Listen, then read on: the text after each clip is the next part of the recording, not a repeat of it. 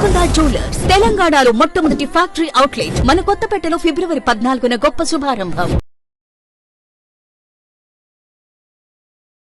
నమస్తే, welcome to Suman TV. నేను మీ యామిని. ప్రస్తుతం మనతో ఉన్నారు ప్రముఖ ఆధ్యాత్మికవేత్త, ప్రముఖ జ్యోతిష వాస్తు పండితులు మంతా సూర్యనారాయణ శర్మ గారు ఉన్నారు. వారితో మాట్లాడదాం. నమస్కారం గురుగారు. నమస్కారం అమ్మ, శుభం వ్యాధు. గురుగారు, ఇప్పుడు చిత్తా నక్షత్రంలో జన్మించిన వాళ్ళకండి ఈ 2024 సంవత్సరంలో అసలు ఏ విధంగా ఉంటుంది? చిత్తా నక్షత్రం అనేసరికి మాకు చిత్తా స్వాతి ఫాలోడ్ బై చిత్తా మొదటి 2 పాదాలు కన్యారాశి అంటాం. ఆ తర్వాత 3-4 పాదాలు తులారాశి అంటాం. సో కన్యారాశి, తులారాశి రెండింటి గురించి మనం మాట్లాడుకోవాల్సి వస్తుంది. ఇక్కడ ఏ నక్షత్రం ఏ పాదంలో పుట్టారు అని దాన్ని బట్టి కూడా వాళ్ళ యొక్క డెసిషన్స్ అని మారిపోతుంటాయి. సో చిత్తా నక్షత్రం చెప్పాలంటే మనం 2 ఎపిసోడ్స్ చెప్పాలి. అంటే మొదటి 2 పాదాలకు ఒక ఎపిసోడ్ అవుతుంది, 3-4 పాదాలకి ఒక ఎపిసోడ్ అవుతుంది అనమాట.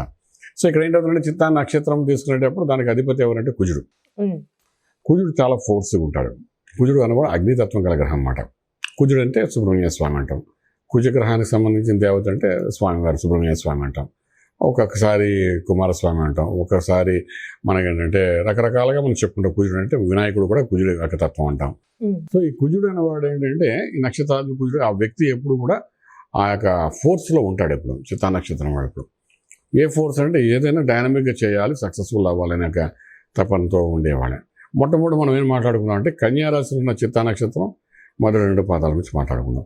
ఈ కన్యారాశికి ఏంటంటే యాజ్ అండ్ టుడే చూస్తే 6th and 7th హౌస్లోని డ్రాస్టిక్ ఇబ్బందికరమైన పరిస్థితి కనబడుతుంది అనమాట. 6th అంటే ఆరోగ్య స్థానం, 7th అంటే భార్యాభర్తల మధ్య అన్యోన్యత.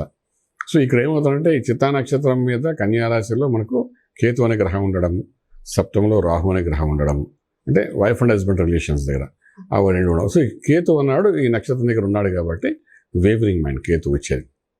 చంచల మనస్తత్వం అంటే ఒక నిర్ణయాన్ని కన్క్లూజన్ చేయలేడు, ఒక నిర్ణయాన్ని మీద కాన్స్టెంట్గా ఉండలేరు. నిర్ణయం తీసుకుంటారు కన్ఫ్యూజ్ అవుతారు, వాళ్ళే 10 మంది చెప్పి కన్ఫ్యూజ్ అవుతారు. అది కరెక్టా రాంగా అనే స్థితిగతుల్లో లాస్ట్ మినిట్లో ఆ డే అండ్ డే టైంకి అప్పటికి ఏం తోస్తే అదే చేసుకుని ముందుకు వెళ్ళిపోతారు. సో అది కరెక్ట్ అయిన నిర్ణయమే కాదా అనేది, అది లాస్ ఆఫ్ ప్రాఫిట్ అనేది మనకు వాళ్ళకే తెలియదు. ఆ రకమైన కన్ఫ్యూజన్ అనేది ఈ యొక్క కేతు అక్కడ ఉండడం వల్ల ఎఫెక్ట్ ఇస్తున్నాడు. కేతు మనం ఇందాక మాట్లాడుకున్నాం ఇంతకుముందు ఎపిసోడ్లో కూడా. సో కేతు అనేవాడు ఈయన కన్యారాశిలో కనబడుతుంది అనమాట. మొదటి 2 పాదాలకు వచ్చినప్పుడు కేతు యొక్క ప్రభావం కనిపిస్తుంది వాడికి కనబడుతుంది. అలాగే 6వ ఇంట్లో శనీశ్వరుడు, 7వ ఇంట్లో రాహు యొక్క ప్రభావం, ఇంకా అష్టంలో చూస్తే గురుడు యొక్క ప్రభావం కనబడుతుంది. సో 6, 7, 8, 2 3 కూడా సరైన గ్రహాలు వీళ్ళకి లేవు ఈ సంవత్సరం. గురుడు కూడా మారుతాడు ఎప్పుడంటే మే 1 మారుతాడు. సో వీళ్ళకి రిస్క్ పార్ట్ ఎక్కడ ఉంది చిత్తా నక్షత్రం మొదటి 2 పాదాలకి అంటే మే 1వ తారీఖు వరకు గురువు యొక్క అనుగ్రహం ఉండదు వీళ్ళకి. 7వ ఇంట్లో రాహు, 6వ ఇంట్లో శనీశ్వరుడు యొక్క ప్రభావము, ఇవి 2 ప్రభావంలో మనకి ఏంటంటే కొంత హెల్త్ ఇష్యూస్ మీద వీళ్ళ మీద పడే అవకాశం ఉంటుంది. ఈ హెల్త్ ఎక్కడ అంటే చిత్తా నక్షత్రానికి ఈ పాదాలు, అరిపాదాలు, ఎముకకు సంబంధించింది దోషాలు, అలాగే ఇండైజెషన్ ప్రాబ్లము, అంటే ఎగ్జిట్ పార్ట్ ఆఫ్ బాడీలో కొన్ని ఇబ్బందులు రావడం, ఇవన్నీ మనకు హెల్త్ ఇష్యూస్ చూపిస్తుంది. కొలెస్ట్రాల్ కూడా గురుడు అష్టంలో ఉన్నాడు కాబట్టి దాని ప్రభావం కూడా చూపిస్తుంటారు. ఇవన్నిటి మీద వాళ్ళు తేరుకుని ఇది ఆల్రెడీ ఎలా ఉంటుందంటే ఎప్పుడైతే మనిషి ఆరోగ్యం మీద కొంచెం అన్కంఫర్ట్గా ఉంటాడో వాడు ఆలోచనలంతా అక్కడే ఉంటుంది తప్ప వ్యాపారం, ఉద్యోగం మీద కాన్సన్ట్రేట్ చేయలేడు. సో ఏదో ఒక బయటకు వెళ్దాం, వ్యాపారం చేయాలి, ఉద్యోగం చేసుకుందాం ప్రాపర్గా అంటే ఏదో ఇది హెల్త్ కనబడుతుంది. సో డాక్టర్, మెడిసిన్ ఈ రూట్లో వెళ్ళేటప్పుడు ఏంటంటే కాన్సన్ట్రేషన్ ఆన్ ది వర్క్ అని తగ్గుతుంటారు. సో చిత్తా నక్షత్రం మనం ఏం చెప్తామంటే మొదటి 2 పాదాల వరకు మాత్రం డెఫినెట్గా కొంచెం హెల్త్ ఇష్యూస్ అనేది బాగానే కనిపిస్తుంది. మళ్ళీ అదే చిత్తా నక్షత్రం 3-4 పాదాల వాళ్ళు ఉన్నారు, వాళ్ళు గురుబలం ఇప్పుడు ఉంది ప్రస్తుతానికి. ఎప్పుడైతే గురుబలం ఉందో ఆ 3-4 పాదాల వరకు ఇవి కనిపిస్తుంది. మళ్ళీ మీరు అనొచ్చు ఒకే నక్షత్రం అండి, ఈయన బాగున్నది, ఇది బాగోలేదు అంటే కారణం అదే. 3-4 పాదాల వాళ్ళు తులారాశి అవుతుంది. తులారాశి మీద గురువు యొక్క దృష్టి పడి ఉంది ఎప్పుడు చక్కగాను. ఈ మధ్య అర్ధాశ్రమ కూడా వదిలేసింది వాళ్ళకి లాస్ట్ ఇయర్. సో ఇప్పుడు వాళ్ళు తీసుకున్న నిర్ణయాలన్నీ పర్ఫెక్ట్గా ఉండడం, వివాహం అనుకోండి, గాంధర్వ వివాహం అనుకోండి, అలాగే గృహప్రవేశం చేయడం వంటి, కొత్త ఇల్లు కొనుక్కోవడం అనుకోండి, భూమి పూజ చేసుకోండి, శంకుస్థాపన చేసుకోవడం అనుకోండి, అలాగే మీడియేషన్ చేయండి, సక్సెస్ ఏది పట్టుకుంటే అది అన్నింటిలో కూడా ఒక గురుబలంతో ముందుకు వెళ్ళిపోతూ ఎవరో గైడ్ చేసినట్టుగానే సక్సెస్ అనేది 3-4 పాదాలు కనబడుతుంది. మొదటి 2 పాదాలకి ఈ ఇబ్బంది కనబడుతుంది అన్నమాట. సో ఈ చిత్తా నక్షత్రం 2 రాశుల్లో ఉన్నాయి కాబట్టి మనం 2 రాశుల దృష్టి పెట్టుకుని మాట్లాడాలి కాబట్టి చాలా జాగ్రత్తగా మీది 3-4 పాదమా మొదటి 2 పాదాలని మీరు చెక్ చేసుకోండి. జాతకం దాన్ని బట్టి మనకు కరెక్షన్స్ చేసుకుంటూ వెళ్ళడానికి అవకాశం ఉంటుంది. అలానే ఇప్పుడు వ్యాపారస్తులకి ఏ విధంగా ఉండొచ్చండి ఈ వ్యాపారం నక్షత్రంలో? మళ్ళీ ఇక్కడికి వద్దాం. 3-4 1-2 పాదాలకు చెప్పుకుంటూ వెళ్దాం. మొదటి 2 పాదాల వాళ్ళకి అనేసరికి వ్యాపారం అంటే వీళ్ళకి 10th హౌస్ కూడా మనం చూస్తాం. అంటే భాగ్యస్థానం కదా, రాజ్యం. ఉమ్, రాజ్యము అంటే ఇక్కడికి చిత్తా నక్షత్రం కన్యారాశి ఏదైతే ఉందో కన్యారాశి రాజ్యం మిథునం అవుతుందన్నమాట. మిథునంలో ఎటువంటి పాపగ్రహాలు లేవు. అంటే డెఫినెట్గా వ్యాపారం సక్సెస్ ఉంటుంది. హెల్త్ ఇష్యూస్ ఉండే కానీ వ్యాపారంలో ఎటువంటి ఇబ్బంది కలగదు వాళ్ళకి. ఉమ్, మంచి రైజింగ్లో వెళ్తారు వాళ్ళు.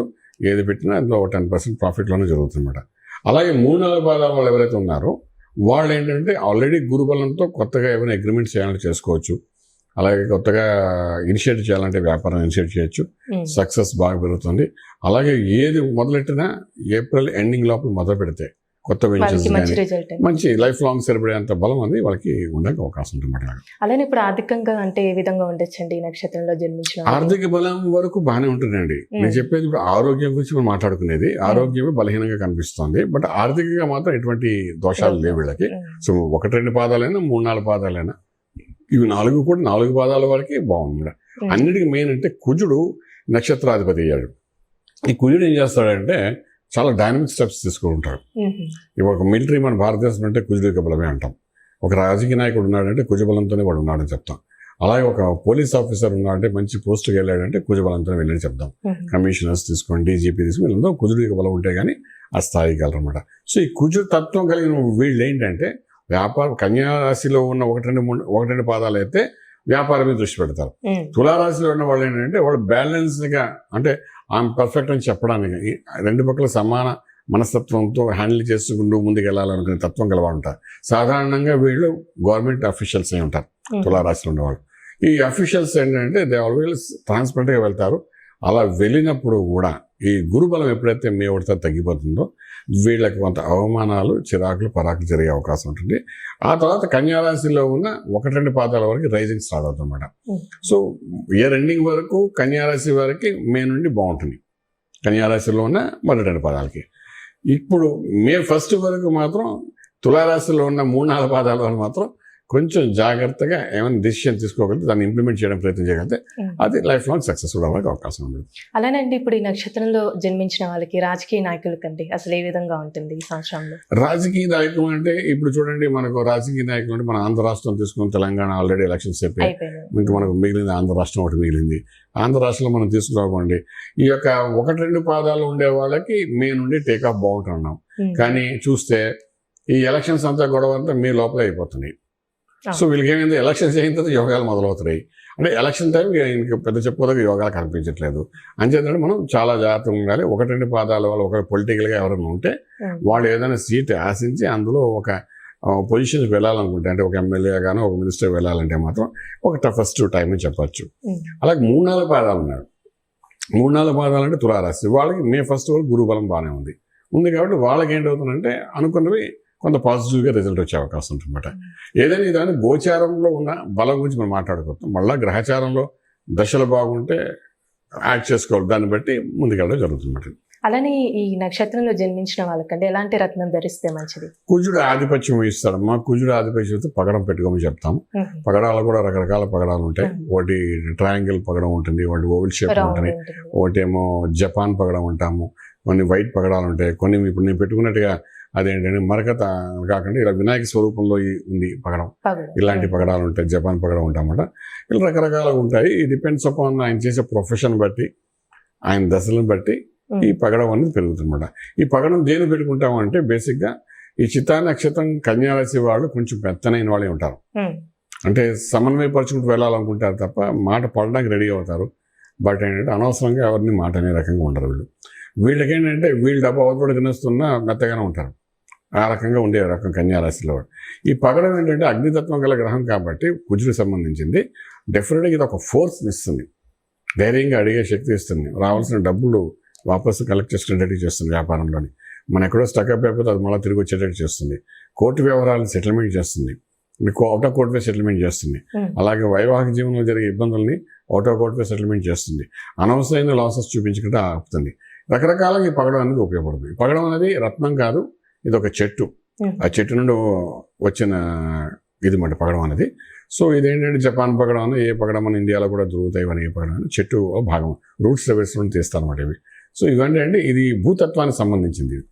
భూతత్వానికి సంబంధించిగా మన శరీరంలో కూడా పంచభూతాలలో భూతత్వం కూడా ఉంది కాబట్టి మనం ఇది ఎప్పుడైతే పెట్టుకుంటాం అది ఇంబ్యాలెన్స్గా ఉన్నది బ్యాలెన్స్గా అవుతుంది.